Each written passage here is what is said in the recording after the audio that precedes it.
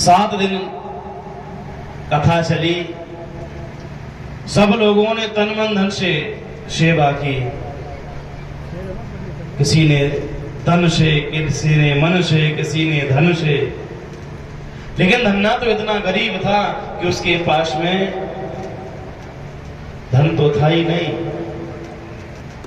गाय भैंस चला करके जंगल में से शाम को आता था। उसने मन में विचार किया कि भाई गांव में कथा हो रही है, भागवत हो रही है, मैं क्या सेवा करूं। तो धन्ना ने क्या किया, अपना एक फटा पुराना वस्त्र था और उस वस्त्र से जितने भी श्रोता कथा सुनने के लिए आते थे सभी के जूता चप्पल पहुंच पहुंच करके पंक्तिबद्ध रखता था लाइन में। कथा विराम हुई, व्यास जी विदा होने लगे। तो व्यास जी जितने भी श्रोता थे तो सभी को कुछ ना कुछ दे करके जा रहे थे प्रसाद रूप में। किसी को फल दे रहे थे, किसी को पुष्प दे रहे थे। सबसे अंत में बेचारा फटे पुराने कपड़ों में धन्ना आया। उसने भी अपनी झोली फैला दी, महाराज जी मुझे भी कुछ दे दो। व्यास जी बोले, धन्ना इस समय तो अब कुछ बचा नहीं है, पर जब अगली बार आऊंगा जब तुम्हें कुछ ना कुछ दे करके जाऊंगा। धन्ना ने कहा, नहीं महाराज जी मुझे भी कुछ तो दे जाओ, मुझे ही खाली हाथ क्यों लौटाते हो, आपने सबको कुछ ना कुछ दिया है, मुझे भी तो दीजिए ना। पहले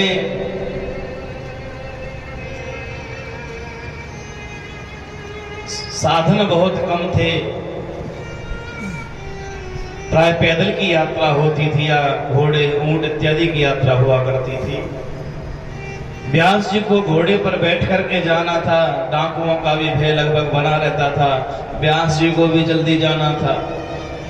व्यास जी भी मन में यह सोच रहे थे कि यहीं अंधेरा हो गया तो रास्ते में कोई डाकू मिल जाएंगे और जो 7 दिन में गोल किया है वो भी सब लूट ले जाएंगे।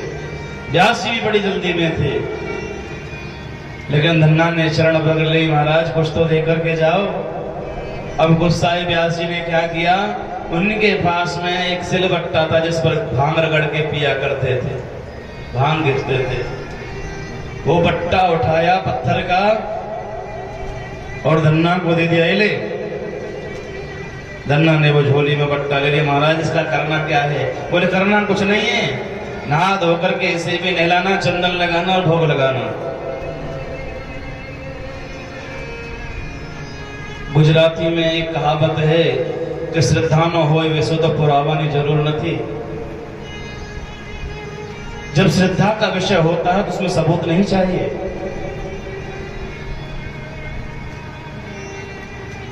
श्रद्धा इतनी उस धन्ना की उस पत्थर में बढ़ गई कि अब तो रात दिन उस बट्टा की सेवा में लगा रहे। और जब से वो व्यास जी ने वो बट्टा उसे दिया तब से उसके दिन फिरने शुरू हो गए। धन्ना ने एक बैल बूढ़ा सा लिया, साजे में खेती करना प्रारंभ किया और जब से वो बट्टा मिला तब से उसे खेती में मुनाफा होने लगा। उसने दूसरा बैल लिया, फिर थोड़ी सी जमीन खरीदी और धीरे धीरे जमीन बढ़ाता गया और 1 वर्ष में वो गरीब धन्ना साधारण व्यक्ति से, गरीब से सेठ बन गया और पूरे नगर वाले उसे धन्ना सेठ कहने लगे। 1 साल बाद फिर उसी जगह उसी गांव में कथा का आयोजन हुआ और वही व्यास जी कथा करने के लिए पुनः पधारे।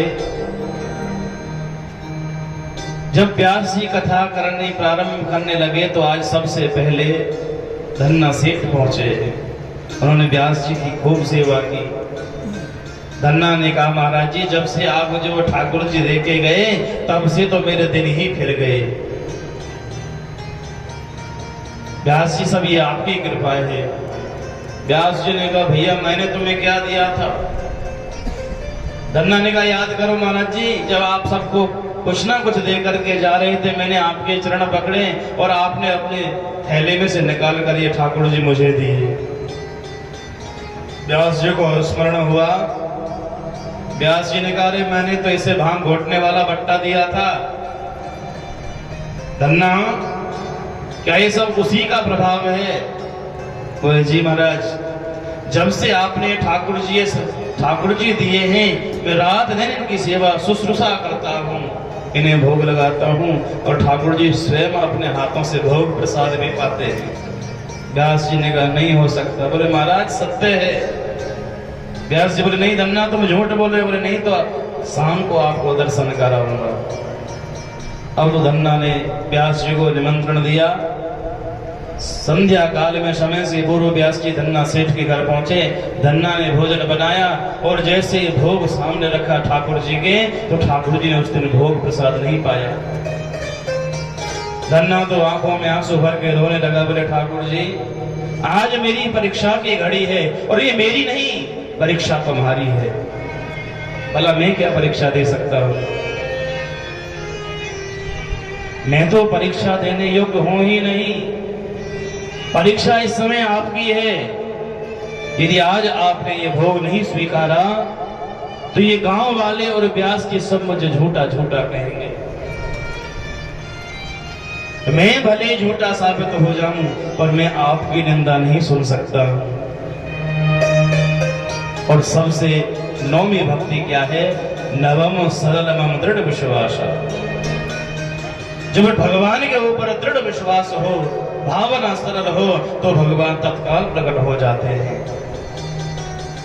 जब आर्तनाद धन्ना सेठ ने किया, ठाकुर जी स्वयं प्रकट हो गए, और जब भोग स्वीकारने लगे, तो व्यास जी ने आज धन्ना के शरण पकड़ लिए। कहा, धन्ना, वास्तव में मैंने तुम्हें जो पत्थर दिया था, वो भांग घोटने वाला बट्टा था, लेकिन तुम्हारी सच्ची श्रद्धा और सरल स्वभाव के कारण तुमने इस पत्थर से ठाकुर जी को प्रकट कर लिया। वास्तव में सच्चा भक्त मैं नहीं, सच्चा दास मैं नहीं, भगवान के सच्चे भक्त तो तुम हो, क्योंकि तुम्हारी कृपा से ही आज मुझे गोविंद का दर्शन हुआ है।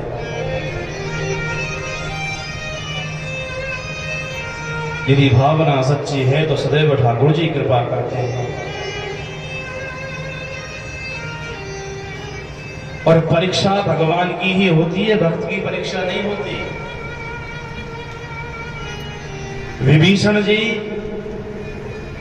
जब राम जी के पास में जाते हैं, जब रावण ने उन पर चरण प्रहार किया, उनमें लात मारी, लेकिन फिर भी जो भक्त होते हैं ना, वो किसी का बुरा नहीं चाहते। लात लगने के पश्चात भी विभीषण जी रावण से एक ही बात कहते हैं, तुम पितु सरिष भले मोहि मारा, राम भजे हेतनाथ तुम्हारा, नाथ तुम्हारा। कि तुम पितु सरिष भले मोहि मारा, तुम्हें मेरे